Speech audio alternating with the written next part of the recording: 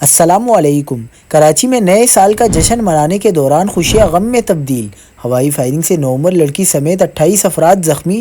شہر بھر میں ہوائی فائرنگ کے واقعات نے کھلبلی مچا دی۔ کیا آپ حالات حاضرہ سے آگاہی حاصل کرنا چاہتے ہیں؟ خبر کے پیچھے چھپے اصل حقائق جاننا چاہتے ہیں تو ابھی سبسکرائب کیجئے جلمل پاکستان کو اور ساتھ ہی گھنٹی کے نشان پر کلک کر دیں۔ آپ کو بتاتے چلیں کہ کراچی میں نئے سال 2026 کا جشن منانے کے دوران ہوائی فائرنگ کے واقعات، نامعلوم سمت سے آنے والی گولیاں لگنے سے شہریوں کے زخمی ہو کر اسپتال لائے جانے کا سلسلہ رات گئے تک جاری رہا۔ کراچی میں نئے سال کی آمد پر ہوائی فائرنگ نے شہر کے امن کو شدید نقصان پہنچایا۔ ہوائی فائرنگ کے واقعات میں کم از کم 28 افراد زخمی ہو گئے۔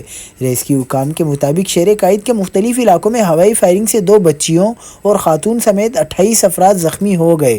پولیس نے شہر کے مختلف علاقوں میں نئے سال کی خوشی میں ہوائی فائرنگ کرنے کے الزام میں 59 افراد کو گرفتار کر کے ان سے اسلحہ برآمد کر لیا۔